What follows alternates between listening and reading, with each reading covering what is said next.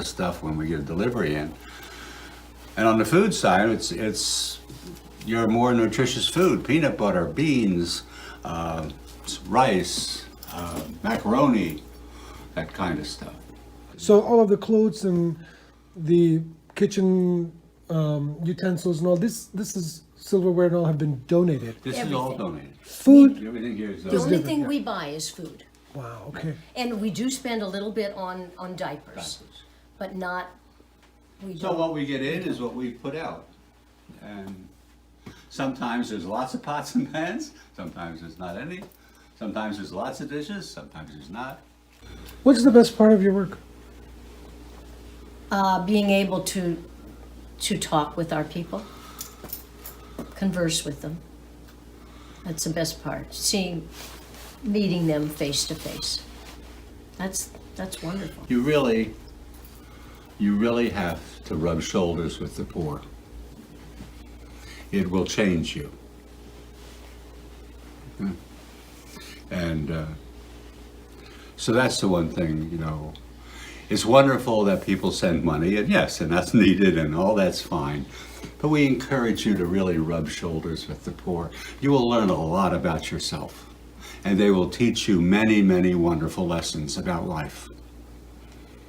Can you give Those us? of us who are, fairly well-to-do and have security and all that, we have no understanding of what it's like to be poor.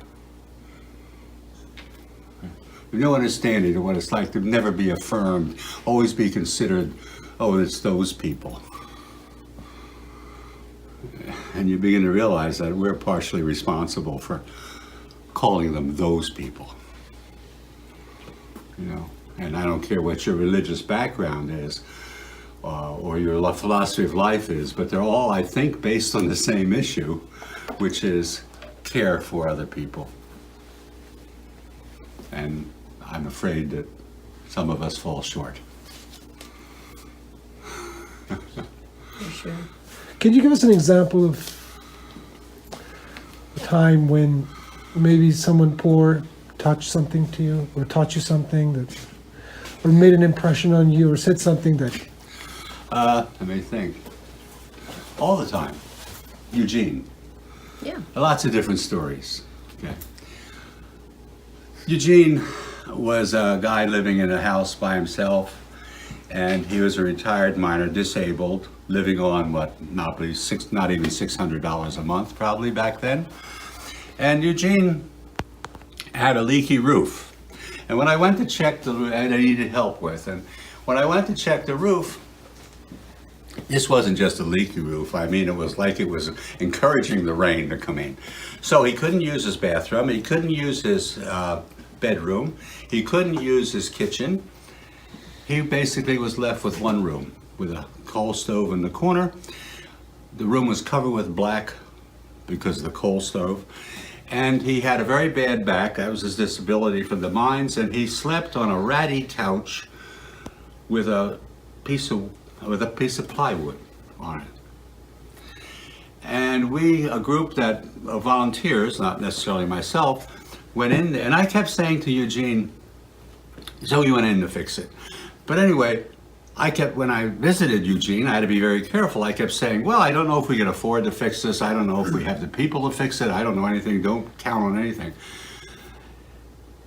And in this mess that he lived in, sleeping on this plywood in this soot-covered room with a pan of potatoes, just boiling potatoes. That's what he lived off, these potatoes. Eugene said to me, he looked at me, he said, I don't care if you fix my roof. I thought, what do you mean you don't care if I fix your roof? He said, the only thing that means anything to me is that somebody cares. Now the rest of the story. They did a good job on the roof, the volunteer group, and it was not cheap. About a month or two later, I hear that Eugene has died. And of course, being very practical, I said to myself, darn, and we just spent all that money on the roof. But then I realized, they said, Eugenia died and they found him dead in bed.